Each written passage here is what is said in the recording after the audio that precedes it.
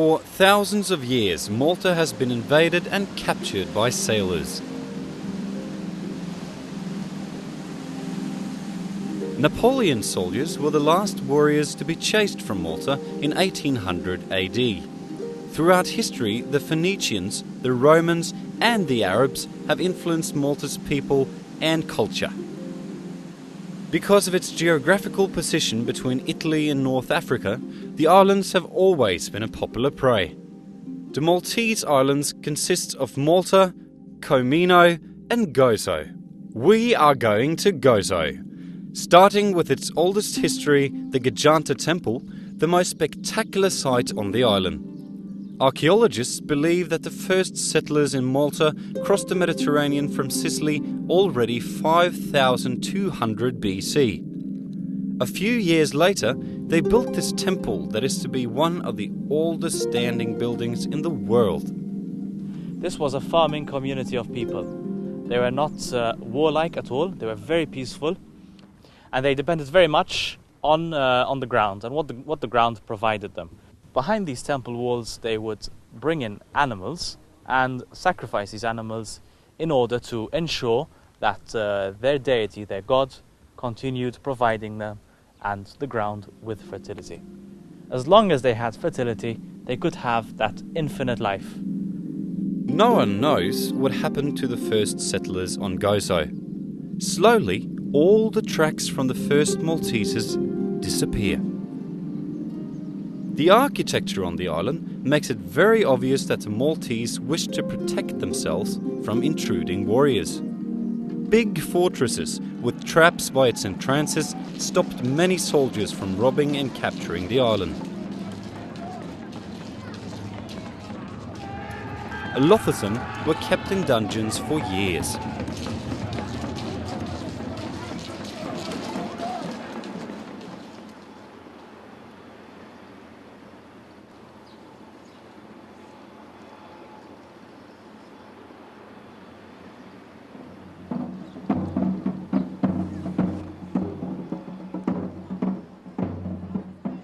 In 1530 AD, the Knights of St. John's come to Malta.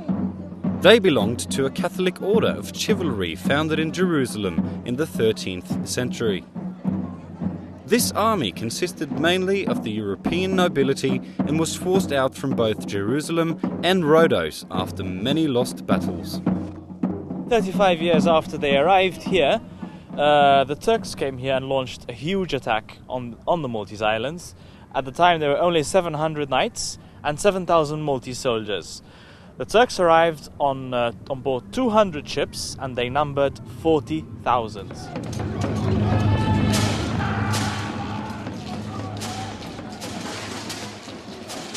The Maltese win against the Turks, but their leader is seriously wounded at this plateau.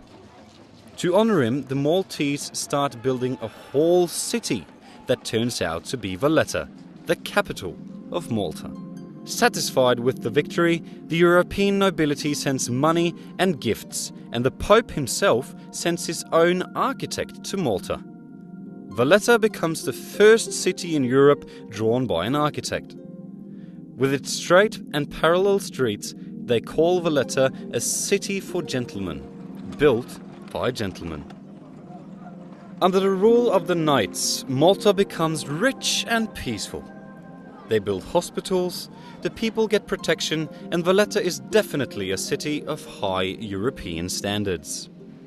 Napoleon's soldiers invade Malta in 1798. On their way to Egypt, they need water, supplies, and rest before the next crusade. The knights are dispersed and the French soldiers invade the island, meeting no defense. We established ourselves here and over a period of 3 months set up a working government on the island. But unfortunately, due to a number of incidents regarding the ecclesiastical authorities, some people who are very much influenced by the priests rose up against us. And we have been besieged for many months in our fortifications. This is the story told by the French. But there are always two sides of every story. The French soldiers stop receiving money from France, and their desperation leads to the plundering of Malta's churches. This leads to rebellion at Malta, and the Maltese soldiers, joined by the Brits, arrive Gozo to fight the French.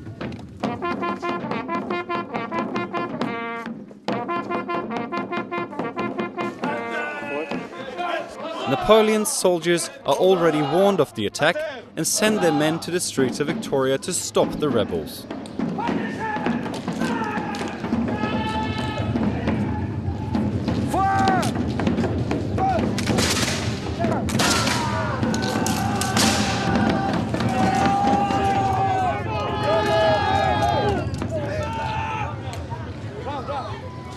After a long and bloody riot, the French soldiers surrender.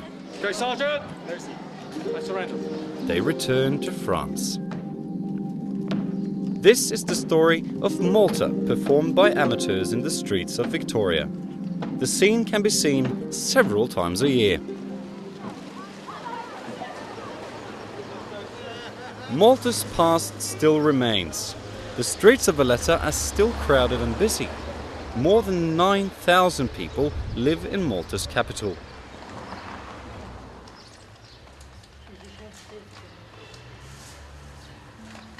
On the neighbouring island Gozo, the situation is completely different.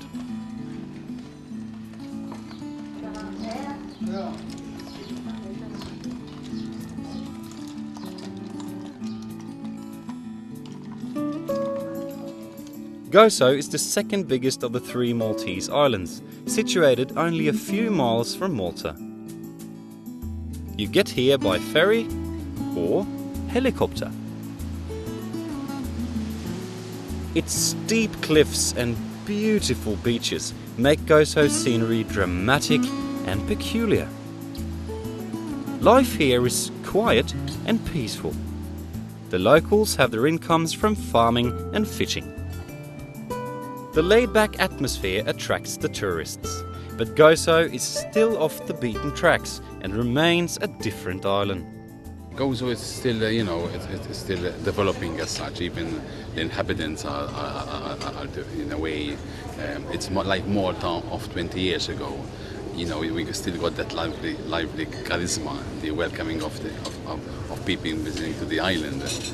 Obviously, we do things from our heart with love, rather because of our duties. So it is a different, although we are the same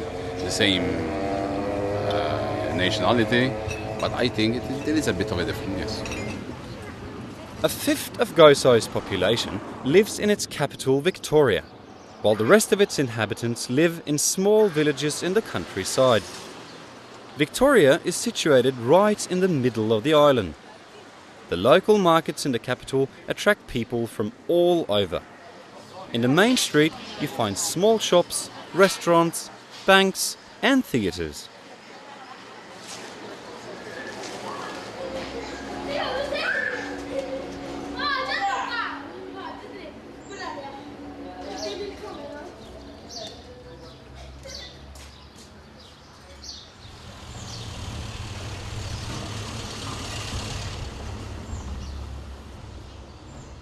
The old fort, the Citadel, is also called the Crown of Gozo.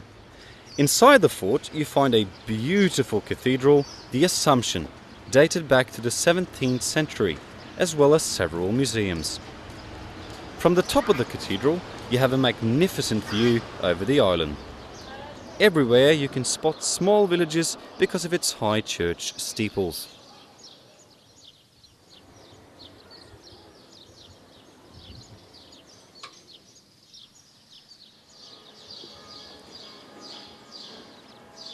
Catholicism has deep roots in Gozo. Religion is important to its people and the churches fill up daily during the ceremonies.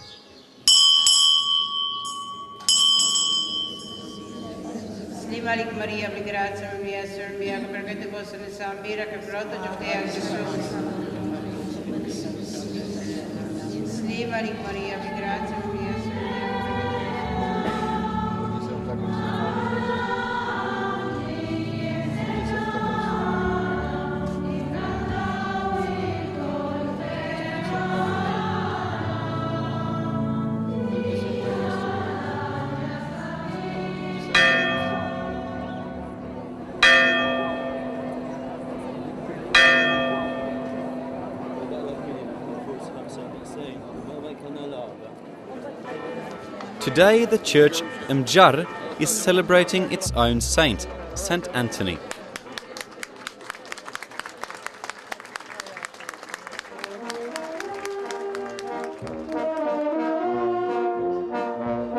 Every church on the island has its own saint to protect its community, and every year they honour their saints in parades and festivals.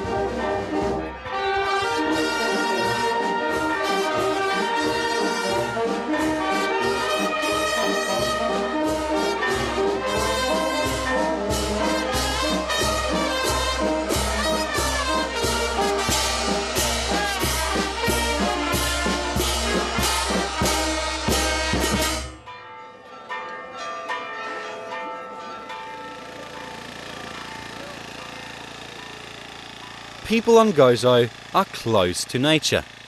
Most of them possess inherited land enough to feed their families.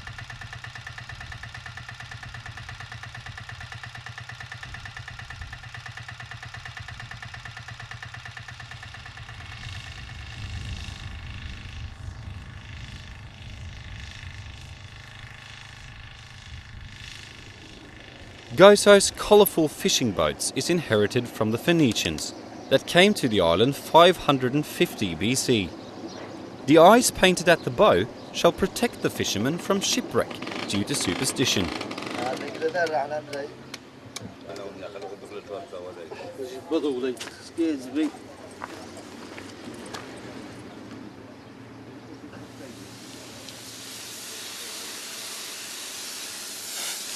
Gozo's fishing industry has long traditions, and the social aspects to it are almost as important as the daily catch.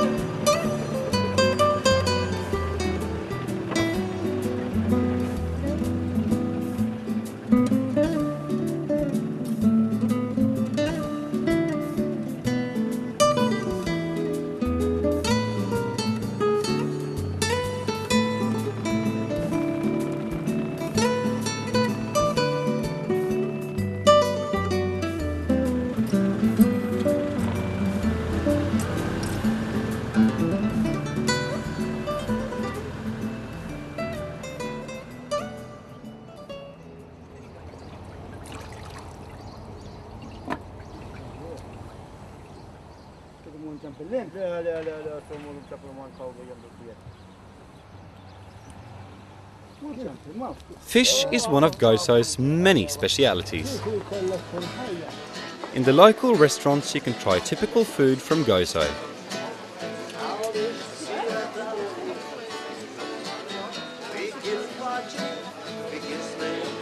Add wine made in Malta and the meal gives you the complete experience from the Gozosian kitchen. Gozo is also famous for its honey.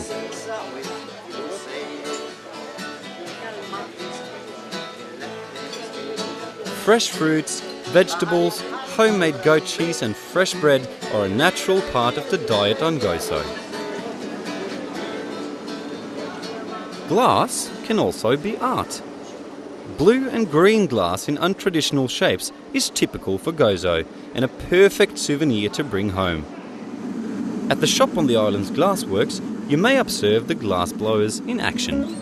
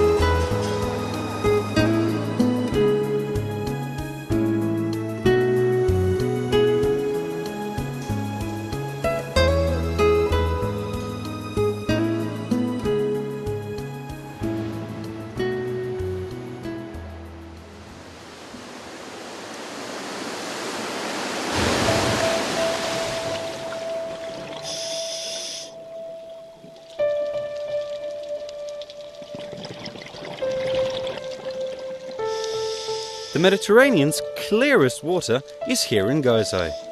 It is a spectacular paradise for divers at any level. Experienced diving instructors lead you to your PADI certificate and bring you to another amazing world. We can teach them from scratch, from nothing up to advanced level. Teach them through the PADI system, and then during a 5-day course they end up with an international qualification of the PADI open water.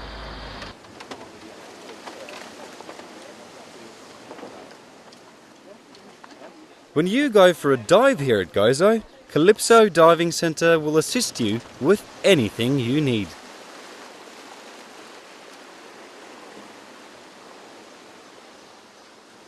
Yeah, the window is one of our most spectacular dives we have. It's just spectacular both above water and underwater. You have to be down there to experience it yourself.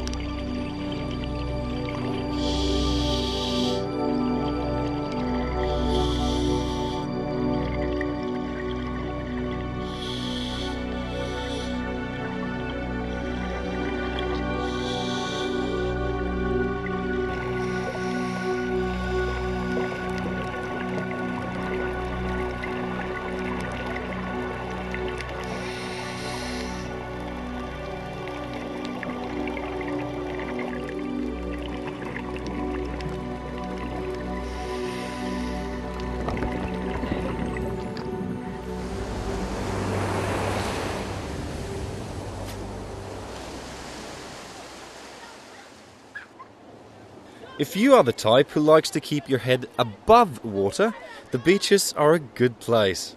The temperature in the water is about 20 degrees Celsius, in winter at least 16. The longest beach on Gozo is Ramla Beach, famous for its red sand. This is the most deserted beach on the island and a beautiful place to chill. Beach lovers can also enjoy Marselforn. Here you can swim in the middle of the city. This touristy town has many restaurants, hotels and bars. There are lots of places in Gozo where it's very, very quiet and very peaceful, especially in the villages.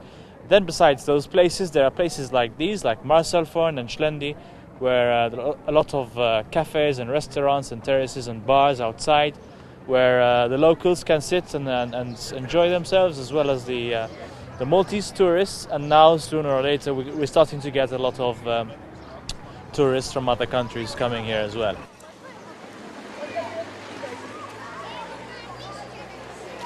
At Gozo, visitors can choose between low-budget hostels or luxury hotels. Elimjar has 5 stars and the best comfort Gozo can offer. The hotel has its own restaurant, swimming pool and all facilities needed. You also have the opportunity to live like the Gozatians, in all country houses with a comfortable mix of tradition and luxury.